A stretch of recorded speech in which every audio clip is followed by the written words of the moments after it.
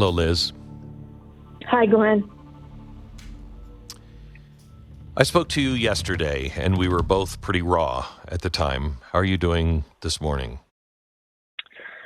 I'm in a fog of grief, Glenn. I think that a lot of us are. I feel it still feels very unbelievable what happened to our dear friend Charlie Kirk. I feel like I'm floating up outside of my body, in a sense, watching all of this unfold. It's quite something to see the reaction from the American people over this assassination. I think you're correct when you say that our country has changed forever. I think this is one of the most significant, not just political assassinations, but political events that we've experienced since the inception of our country. And I think I've been praying about this since you and I spoke for so long yesterday. I've been thinking about this endlessly, obviously on my knees praying for sweet Erica and Charlie and Erica's two babies. But I think one of the things that has happened in the last 24 hours is people in our country, and I don't even want to say conservatives, I don't want to say right-wingers, because it's not just that, have realized that Charlie is so normal. He's not radical. He's not extreme. He's not bombastic. He's not edgy. He's just a regular guy. And he's kind. And they killed him because of those beliefs and opinions, those principles and values, Glenn, that we share with him. And you and I work in this industry, and we've written a lot of books about this political enemy that we face, and we talk about it a lot. But for the majority of the American people, this is the first time, Glenn, that they're realizing exactly who this political enemy that we face is. And it's jarring and it's gut-wrenching, because they realize that just as easily as they assassinated Charlie Kirk and are now dancing on his grave, they want to do that to us too.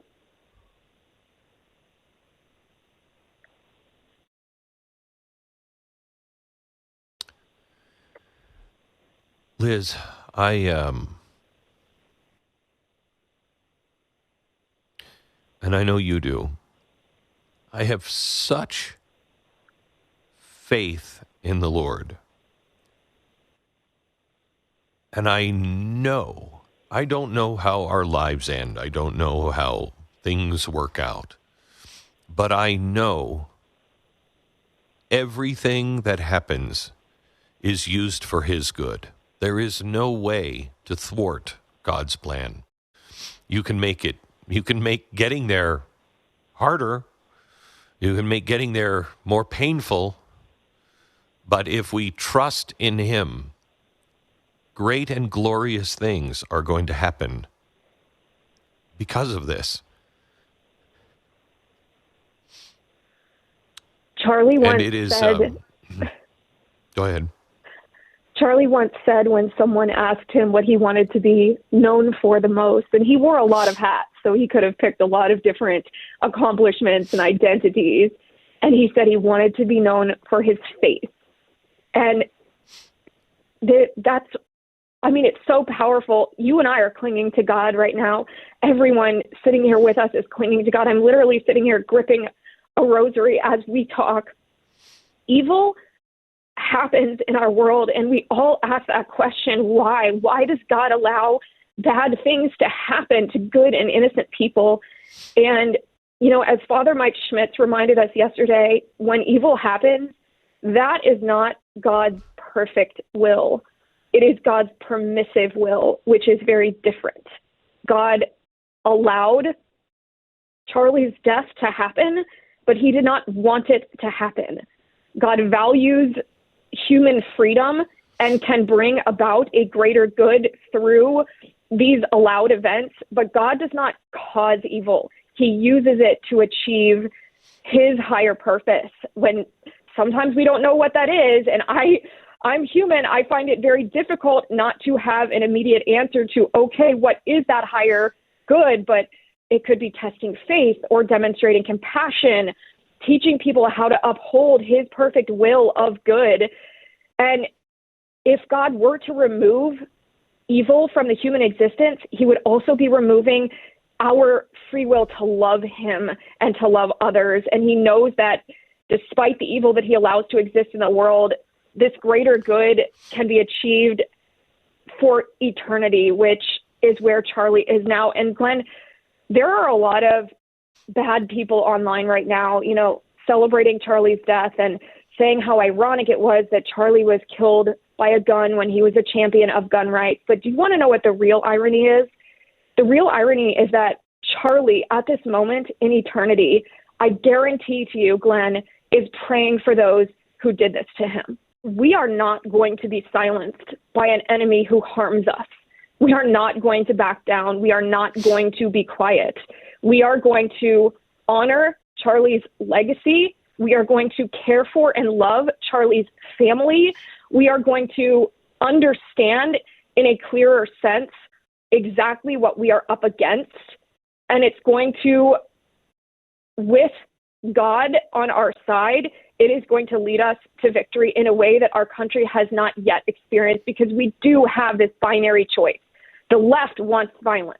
The left wants civil war. The left wants to hurt us and kill us. But what's going to happen instead is these people in our country, people who are politically apathetic or lukewarm liberal or, maybe right wing, but not that active in politics, the same thing is going to happen as a result of Charlie's assassination that happened after the Black Lives Matter riots or after the COVID vaccine mandates, where people realized that the other side does not want the best for us, that the other side during the Black Lives Matter riots was willing to falsely accuse us of being racist when that wasn't true, or during COVID to tell us that we couldn't go to church and worship God and we had to take their medical product because they said so and they didn't care about the harm. Glenn, this is that times 1,000.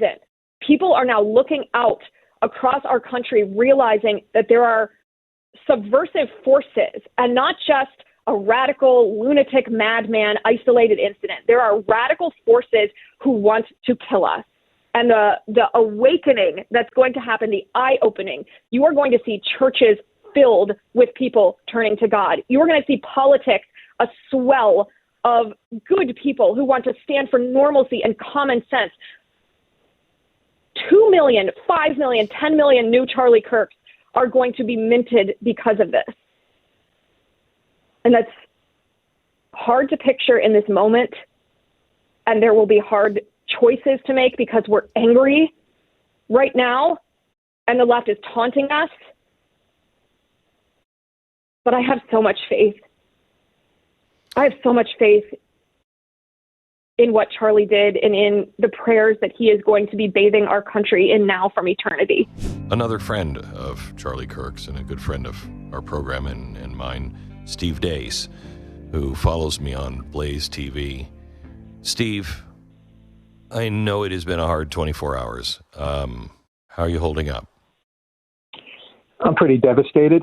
I think I have sobbed more, Glenn, in the last 18 hours than I probably did since the night of my own conversion. Mm-hmm. I'm angry, and I know a lot of people are. And there will be a time after we need to mourn first, Glenn, because otherwise the anger will come out destructively. And it needs to come out, but constructively. And I think we have to mourn first.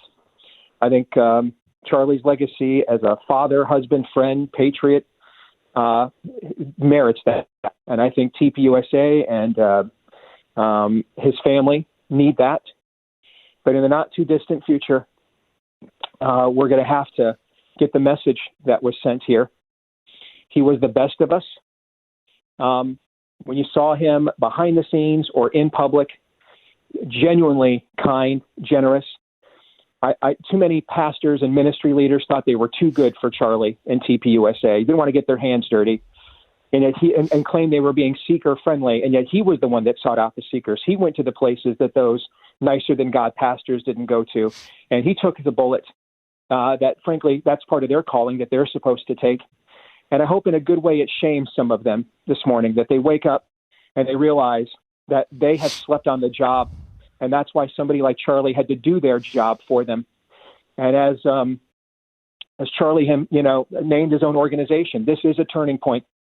We're never going back to the way things were before. What we do next will decide whether or not they are better. And as one of Charlie's biggest supporters and donors texted me this morning, we can only pray that out of one, many will rise up. That's a guarantee.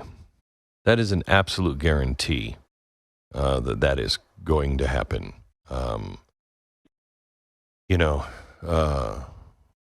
When the tyrant is killed, his reign is over. Mm-hmm. When the martyr is killed, his reign has just begun. And make no mistake, for liberty, Charlie Kirk was a martyr.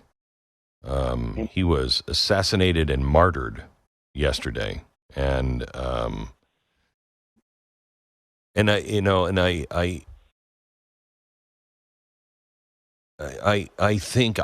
hope that America, I wish America could know him the way we knew him, because he was such a generous man. Mm-hmm. It didn't matter who you were or what rank in life you were. If you needed help, he was there. And no matter how busy he was, everything stopped and he would help you. And I saw it in him over and over and over again. And I wish people could see that, because this cartoon character where they're making him into this bomb thrower, he was anything but. I mean, he would have the greatest conversations with people. I mean, I couldn't have done it. I couldn't do it. I couldn't sit through that nonsense. But he could, and he could logically and peacefully have a great conversation with people who despised him. And that was so important for the healing of our nation. And I really think that that's one of the reasons why he was killed. Not just because he was effective at what he did, but because he was healing us. Something that is really vital to happen. He was healing all of those divides. I couldn't have said it better myself. And if you just look on social media and see so many people in our movement who have such incredible, people I don't know, people that don't know me, such incredible testimonies of everything you just said in their interactions with Charlie. We had a very divisive presidential primary. And to be honest, I didn't always handle it well. One of the first people I heard from when it was over was Charlie. And he texted me and he said, "Don't give up. We need you." He didn't have to do that. He won. And he's got the bigger platform. He's got the bigger show. He didn't have to do that. But those are the kinds of things leaders do. And the void that is left here is massive. And at my lowest point I've ever had in my faith, the Lord said something to me that will stay with me the rest of my life. And he said, "Stephen," I'm sorry. "Stephen, I need apostles, not assassins." And I want to share that with your audience, because to win the fight that is going to come after this, that is what will be required. If you know me, this isn't about being a pansy. Apostles rebuke, but they don't seek revenge. Apostles confront, but they don't condemn. The apostles did something that Hannibal couldn't do. No other civilization in the Fertile Crescent could do. They conquered the Roman Empire. They set the stage for Western civilization. And they did not do it because they were passive and they sat on the sidelines and they were nicer than God and they wore pleated khakis and Hawaiian shirts year-round with sweater vests. They did it because they got their hands dirty. They did it because they did the kinds of things we saw Charlie do. Build infrastructure, direct, lead, guide. I mean, we would have to have a literal conclave, Glenn, and come with literally everyone in our business and movement and come up with divisions to do all the various things Charlie himself was leading and doing. And that organization was. I told Charlie at dinner recently, it's like you are like if Rush Limbaugh and the Heritage Foundation had a baby. This is what you and TPUSA are. And that's what it's going to take to fill that void. And I can't, I'm sure with the size of your audience, my inbox, my wife is going through it as we speak. It is full of people. You were right. I have to get off the sidelines. I have to do something. My buddy Sloan over at TPUSA texted me yesterday, goes, Steve, I can't tell you how many pastors we're hearing from. They thought they were too pious for us, too good for us. And now the stakes have been raised. They're getting it. And I'm just so sorry that it took two little children and their mom's family away from them for more people to get the message. And I want to specifically challenge my generation, Gen X. No more grunge. No more we're too cool for school. No more, well, everything sucks. Nothing we can do. No more. That was a 31-year-old man doing the work as a young father and husband. Frankly, it wasn't his time to do yet. He has other primary duties that he should have been given the benefit of devoting to as a husband and father. But our generation has sat on the sidelines for too long. We must lead. It is our children now that are grown, that are leaving the nest. We are the ones with the free time. We are the ones with the discretionary income. It is our time now to lead, to stop bitching and complaining about boomers. And I say that to me more than anybody else, and to stop looking around like we're still listening to Pearl Jam and Stone Temple Pilots and Soundgarden, and nothing's going to get better. It is time now to lead. This is our moment. And we are the ones that are in place to do this with the positions of our families and with our productivity and prosperity. We have to step to the forefront now. Such great good will come out of this, Allie. I know this is a tough day for you, and thank you for joining me. Yeah. God is in the business of redemption. He is in the business of thwarting Satan's schemes. He is in the business of bringing beauty out of ashes. He is in the business of bringing glory to himself and bringing people to himself.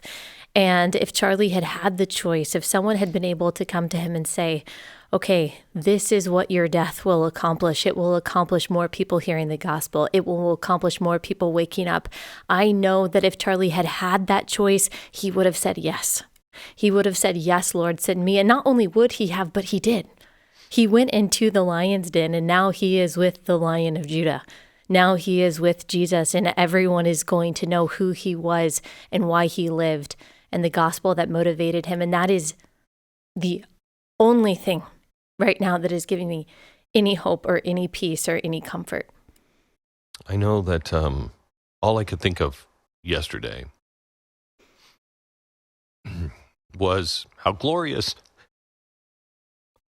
the greeting must have been on the other side. Yeah. You know, good, well done, good and faithful servant. Yes, absolutely. And before any of us heard the news, before his sweet wife, Erica, got the phone call, he was already hearing those words. And I am so happy for him. I'm so happy that he's with the saints and the martyrs and the persecuted through which the Church of Christ has been advanced for millennia. I'm so happy for him. But I'm so sad for us. I'm so sad for us. Heaven gained an incredible person, but we lost a huge presence. That's how I know when people have faith. They don't weep for the dead. They weep for the loss to themselves and to the world and to the families that are hurting. They mourn that loss on themselves, but they when they think of the person who has died, they know exactly where they are. Yep. And with Charlie, I mean, I knew him when he was 17 and he was a good kid, but what a change happened to him. He was on fire for Christ, on fire for that. Yes, absolutely. He grew into, over the past 5 to 10 years, such a theologically deep and apologetically astute man of God as he became a husband, as he became a father, as he became even more of a warrior for truth. And that is really that's what inspired me. And when I heard the news yesterday, my first thought was, that's it. I'm done. I'm throwing in the towel. That is it for me. I'm not willing to do this anymore. And then later, after he died, I went through some of the texts that he had sent me over the years. He was always sending everyone, all of his friends, these very encouraging texts. And he sent me this article from a liberal outlet that, of course, had taken some jabs at me, that had made me anxious. And he said, "Well done. Keep slugging." And I just know that if he were here, that's exactly what he would say. Not just to me, but to all of us. He would say, "No, you can't get out now. You got to keep going. You got to keep going." That's exactly how he would feel, and that's exactly what he would tell all of us. I have received so many emails from people who have said, "I don't know how to get back up again." Yeah. And I don't know what to tell them other than faith in God. Faith in God. I think if our side, if you will, boy, I hate that in this context, but if we didn't have God, we'd be very much like the left right now. We would be mired in anger and screaming for vengeance, and it would be a really ugly place today Yes. if we didn't have God. Yes. And if Jesus wasn't raised from the dead, like if he wasn't resurrected, then we don't have a hope of a resurrection. If he didn't defeat death, then we can't defeat death. If Jesus didn't live forever, then we can't live forever. And that's exactly what Charlie always preached, what he always posted on X, what he always said. If you were to be able to text him right now and say, "Look, Charlie, I've got this really tough thing to talk about today, and I don't know how to say it. I don't know what to say. Well, what are your thoughts on it? What should I say?" I know exactly what he would say, the one word that he would text back, and that would be Jesus. Just tell him that. Just tell him that Jesus is the only way to fulfillment. That is what he would say. People may not realize that, but every time he went on a college campus, he wasn't just talking about capitalism or Donald Trump, and all those things are important. He shared the gospel. He knew that every single person that walked in front of him was made in the image of God with a soul that was going to live forever in one of two places. He desperately wanted the people who hated him to go to heaven. And I just pray that I can have that same boldness for the rest of my life.